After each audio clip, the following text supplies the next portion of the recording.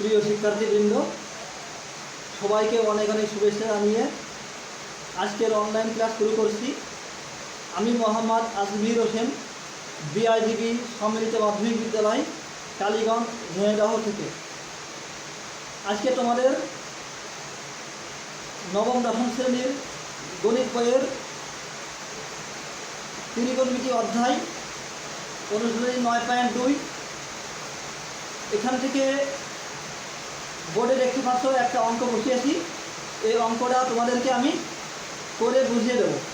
আশা করি তোমরা যে যেখান থেকে দেখছো সুন্দরভাবে মনোযোগ সহকারে অঙ্কটা দেখবা, তাহলে আশা করি এই অধ্যায়ে সূত্রের সাহায্যে অঙ্কগুলো শিখতে পারবা। তো আমরা দেখো লিখেছি আমি বোর্ডে, সমাধান করো 2 sin square theta plus 3 cos theta minus 3 সমান 0, যেখানে থিটা সূক্ষ্মকোণ। অর্থাৎ সূক্ষ্মকোণ মানে তোমরা জানো যে 90 ডিগ্রি অপেক্ষা ছোট কোণকে বলা হয় সূক্ষ্মকোণ। অর্থাৎ 0 ডিগ্রি থেকে বড় হতে হবে এবং 90 ডিগ্রি থেকে ছোট হতে হবে। অর্থাৎ 0 ডিগ্রি এবং 90 ডিগ্রির মাঝখানে যে মানগুলো পাওয়া যাবে সেটাকেই সূক্ষ্মকোণ বলা হয়। তাহলে উত্তর আমাদের থিটার মান যদি হয় 30 ডিগ্রি, 15 ডিগ্রি, 45, এইসব আমরা গ্রহণ করব। তো আমরা সমাধান করতে বলছে। তো আমরা দেখতে পাচ্ছি এখানে কিন্তু আছে 2 sin square theta plus 3 cos theta, আর সমাধান মানেই থিটার মান বের করতে হবে। এখানে থিটা আছে, তার থিটার মান বের করতে হবে। যদি এই থিটার জায়গায় থাকতো এ, মানে কোণ যদি এ থাকতো, কোণ বি, কোণ সি, তাহলে আমরা সেই সির মান বা বির মান বের করতাম। তো এখানে কিন্তু কোণ আছে থিটা, তাই আমরা থিটার মান বের করবো। তা আমরা তাহলে অঙ্কটা করি। এখানে যেহেতু সমাধান অঙ্ক, এই জন্যই এখানে বাম পক্ষ ডান পক্ষ লেখার কোনো প্রয়োজন নাই। তাহলে অঙ্কটা আমরা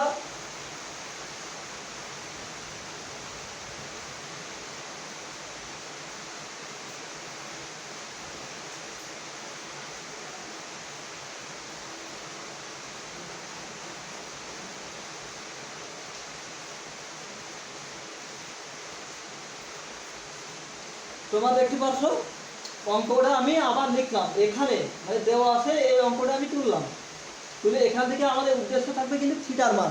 তো থিটার মান বের করতে হলে প্রথমে দেখো এখানে স্কয়ার আছে, এখানে কিন্তু স্কয়ার নাই।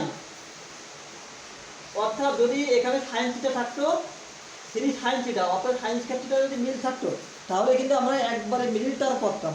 কিন্তু এখানে আমরা দেখতে পারলাম যে মিশ্র আকারে আছে, অর্থাৎ এখানে সাইন আছে এবং এখানে কজ আছে। তাই সমাধান করতে হলে নিয়ম হলো সবগুলো একই আকারে করে নিতে হবে। তাই সাইন স্কয়ার থিটা মানে আমরা জানি 1 - cos স্কয়ার থিটা, তোমাদের সূত্রটা মুখস্থ করতে হবে। তো আমরা লিখি সাইন স্কয়ার থিটা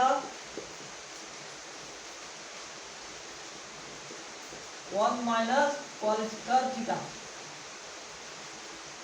আমি লিখলাম সাইন স্কয়ার থিটা সমান সমান 1 - cos স্কয়ার থিটা। অবশ্যই তোমাদের সূত্রটা মুখস্থ রাখতে হবে। তো মাঝখানে যেহেতু সমান আছে তাই আমরা অঙ্কটা বা দিয়ে করব।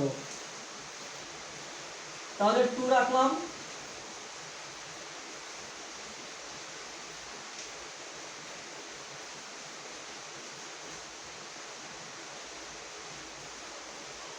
তোমরা দেখো সাইন স্কয়ার থিটাকে আমি আগে লিখে দিয়েছি সূত্র 1 - cos স্কয়ার থিটা। তাই সাইন স্কয়ার থিটার জায়গায় লিখবো 1 - cos স্কয়ার থিটা। তাহলে লিখি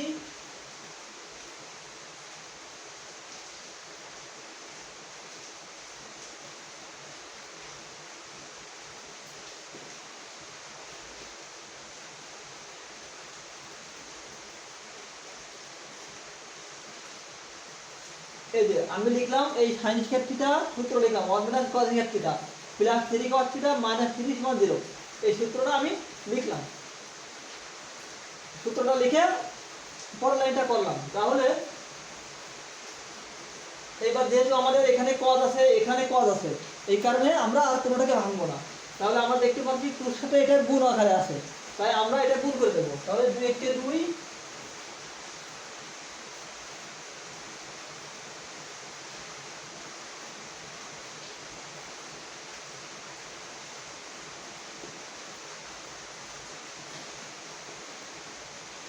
তো তোমরা দেখতে পাচ্ছ 2 একে 2 minus 2 cos square theta plus 3 cos theta minus 3, আমি এটা লিখে দিয়েছি। এইবার আমরা দেখতে পাচ্ছি দেখো 2 এবং 3 একই রকম অঙ্ক বা সংখ্যা আকারে আছে, একই রকম অঙ্ক আকারে আছে, এই কারণে আমরা 3 আর 2 যোগ এবং যোগ অথবা বিয়োগ করব। তো দেখতে পাচ্ছি 2 এর আগে প্লাস চিহ্ন আছে এবং 3 এর আগে মাইনাস চিহ্ন, তাই আমরা বিয়োগ করব।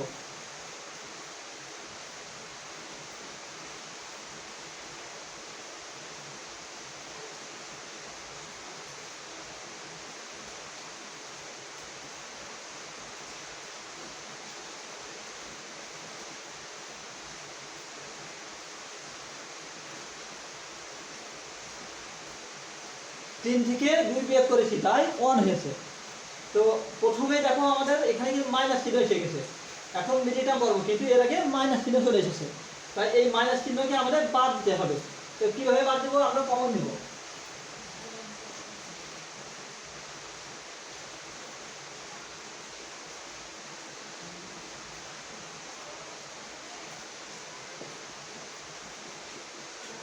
তো দেখো আমরা মাইনাস কমন নিয়েছি, মাইনাস কমন যখন নেব তখন কিন্তু যেহেতু ব্র্যাকেট দিয়েছি মাইনাস কমন নিয়ে ব্র্যাকেট দিয়েছি, আর ব্র্যাকেট দিলে চিহ্ন সব পরিবর্তন হয়ে যায়, যেমন প্লাস ছিল মাইনাস হয়ে গেছে, মাইনাস ছিল এই যে প্লাস হয়ে গেছে। তো এখন যদি আমাদের ডানি পাশে 0 থাকে আর এখানে কিন্তু এই যে ব্র্যাকেটের সাথে মাইনাস গুণ অবস্থায় আছে, তো ওই পাশে যখন আমরা দিয়ে দেবো তখন কিন্তু ওই 0 নিচে মাইনাস যায়, অর্থাৎ 0 নিচেই কিছু থাকা মানে 0ই হয়। তাহলে আমরা লিখতে পারি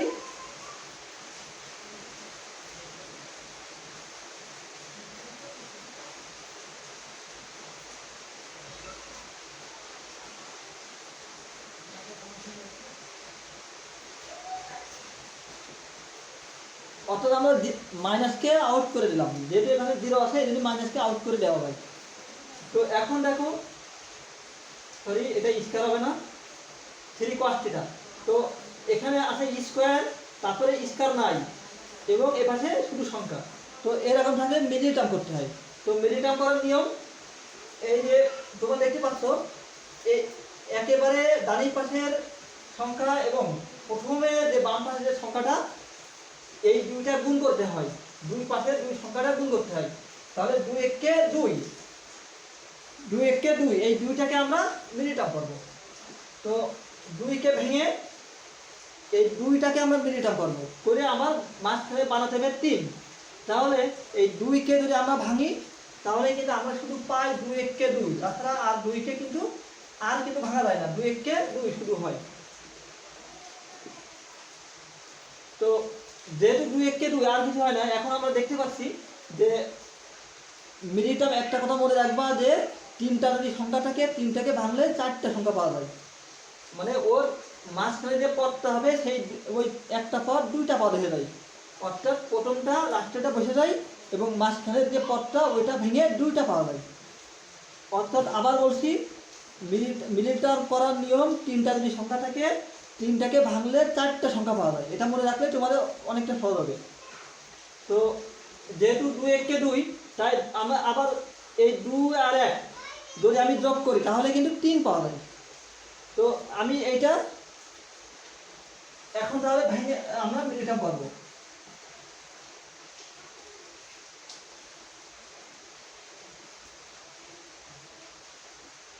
মাইনাস 2 cos থিটা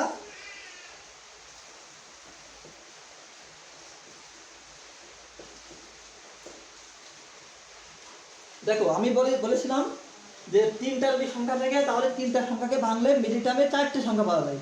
তো দেখো 4টে সংখ্যা কিন্তু পাইছি আমরা। আর 2 একে 2 অর্থাৎ 2 আর 1, এখানে cos থিটা বলতে আমরা বুঝি 1 cos থিটা মানে 1 আছে, তাহলে 2 আর 1 3। এখন শুধু 2 আর 1 যদি তুমি দাও তাহলে কিন্তু মিডিল টার্ম হবে না, কারণ এখানে যে ওই 3 সাথে যে পদটা ছিল 3 সাথে যে পদটা ছিল অবশ্যই সেটা লিখতে হবে, তাহলে 2 সাথে cos থিটা লিখলাম একবার, আবার 1 এর সাথে cos থিটা একবার লিখলাম। তো এখন এই দুইটাকে আমরা কমন নেব, এই দুইটা কমন নেব এবং এই দুইটা কমন নেব।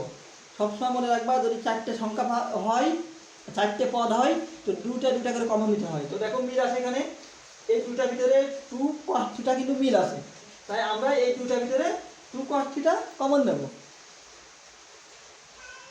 তো তোমরা দেখছো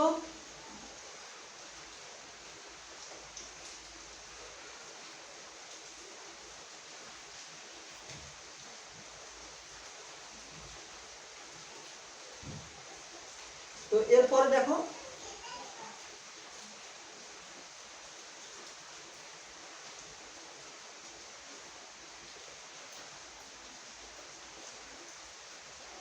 দেখো 2 cos θ যদি আমরা এখান থেকে কমন নিই তাহলে এখানে আছে কিন্তু 2 cos স্কয়ার θ, অর্থাৎ cos θ আছে দুইটা।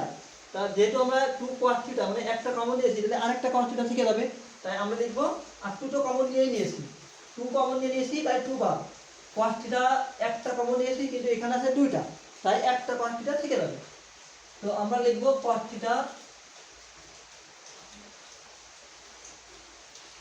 এখানে আছে মাইনাস, আমরা মাইনাস দিলাম, 2 cos θ কমন নিয়েছি, এখানে আছে 2 cos θ, তাহলে এর ভাগ করলে 1 হয়। তো দেখো মাইনাস, এবার এইটা তো আমরা মাইনাস চিহ্ন দিলাম। এইবার এখানে কিন্তু কোনো মিল নাই, এখানে আছে cos θ এবং এখানে আছে 1, কোনো মিল কিন্তু নাই, তাহলে যদি কোনো মিল না থাকে তাহলে 1 কমন নিতে হয়, তাই আমরা দেব 1 কমন। তাহলে আমাদের হবে cos θ,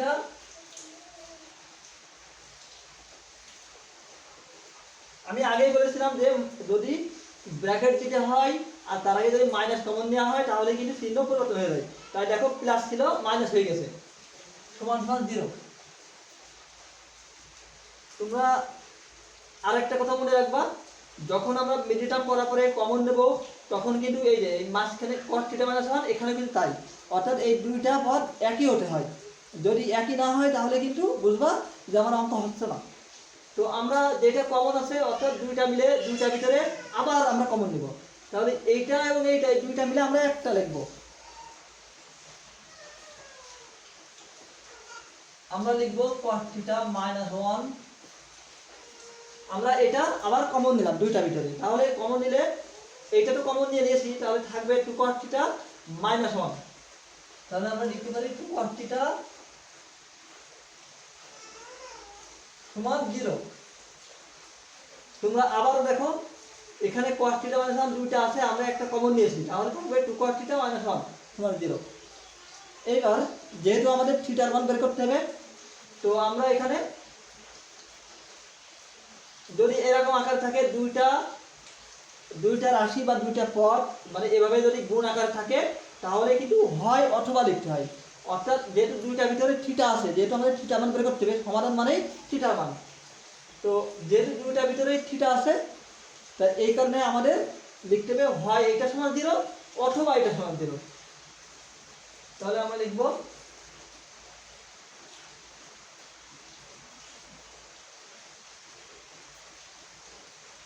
অথবা ওইটা।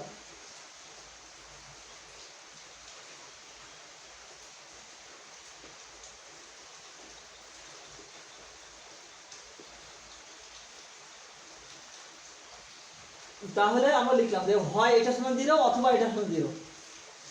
তাহলে সবসময় মনে রাখতে হবে যে আমাদের মান বের করতে হবে থিটার মান, তাই আমরা থিটা বাম পাশে রাখবো আর এটা আমরা ওই পাশে দিয়ে দেবো, তাহলে কি হয় cos θ সমান সমান 1 ডানি পাশে গেলে প্লাস হয়ে যায়, এখানে কেমন হয় বা 2 cos θ সমান সমান প্লাস হবে।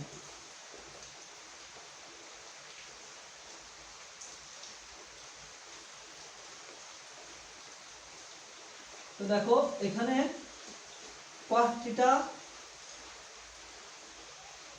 এখানে 1, অর্থাৎ এখানে আমাদের ওরা মানে এখানে বোঝানো হচ্ছে যে cos θ সমান যদি 1 হয় তাহলে আমরা তোমাদের এই যে 9.2 এর আরো কিছু সূত্র আছে,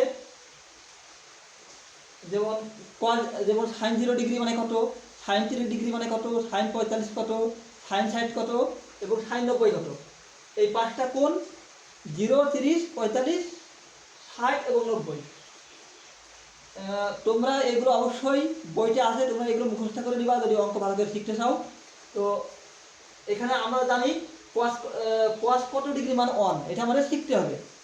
তো আমরা জানি সাইন 90 ডিগ্রি মানে 1, কিন্তু এখানে তো আছে কস, তাহলে কস 0 ডিগ্রি, তাহলে আমরা জানি কস 0 ডিগ্রি মানে 1।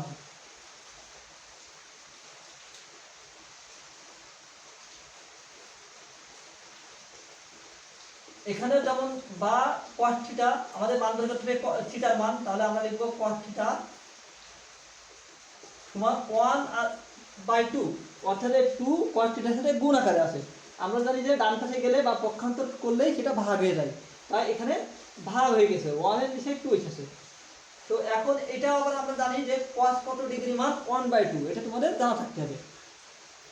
আমরা জানি cos 60 ডিগ্রি মান 1/2, সাইন 30 ডিগ্রি মান 1/2, মানে সাইনের পরে কস আছে। আমি এই কারণে তোমাদের এইভাবে বুঝাচ্ছি, বলছি যে সাইন 30 ডিগ্রি মানে আমরা জানি 1, আর পরের ঘরে করের ঘরে উল্টা চলে গুনতে হবে, তাই cos 60 ডিগ্রি মানে 1। তো আমরা লিখব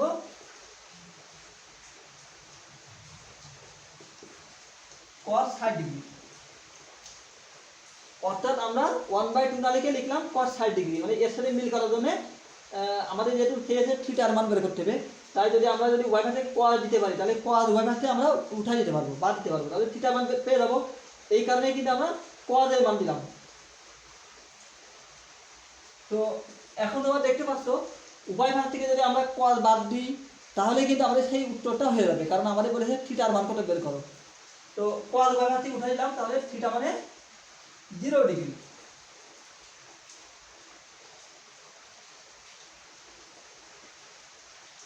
এখানে আমরা উভয় ভাগ থেকে cos উঠিয়ে দেব, তাহলে থিটা সমান 60 ডিগ্রি। এইটা কিন্তু আমাদের সেই উত্তর পেয়ে গেছি। আমাদের বলেছিল যে সমাধান করো মানে থিটার মান বের করো, তো আমাদের কিন্তু সেই থিটার মান কিন্তু পেয়ে গেছি। এখন তোমরা লক্ষ্য করেছিলে যে ডানি পাশে কিন্তু লেখা ছিল যে থিটা হবে সূক্ষ্মকোণ।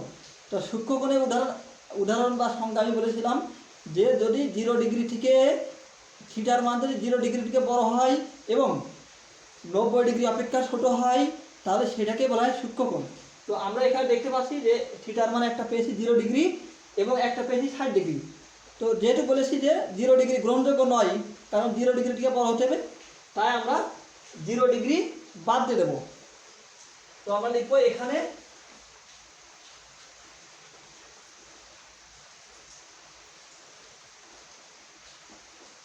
থিটার মান গ্রহণযোগ্য নয়।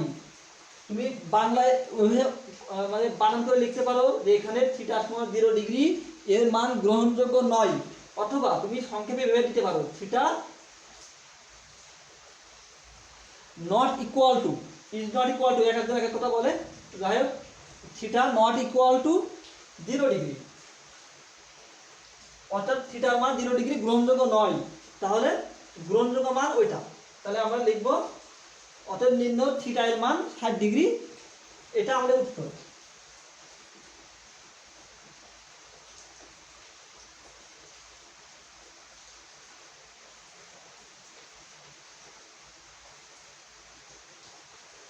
আমাদের বলেছিল সমাধান বের করো, তাই আমরা লিখবো নির্ণয় সমাধান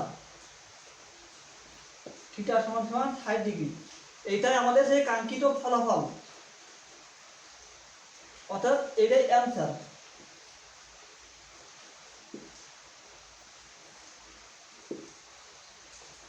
তো প্রিয় শিক্ষার্থীবৃন্দ, তোমরা এতক্ষণ ধরে যারা মনোযোগ সহকারে ক্লাসটি দেখেছ আশা করি বুঝতে পারবে। তো তোমাদের বোঝানোর জন্যই আমাদের এই প্রসেসটা। তো আশা করি তোমরা যদি ক্লাসটি মনোযোগ সহকারে দেখে থাকো এবং বোঝার চেষ্টা করো তাহলে আশা করি বুঝতে পারবে। আবার ইনশাল্লাহ অন্য ক্লাসে অন্য অঙ্ক নিয়ে আমি হাজির হব। আল্লাহ হাফেজ।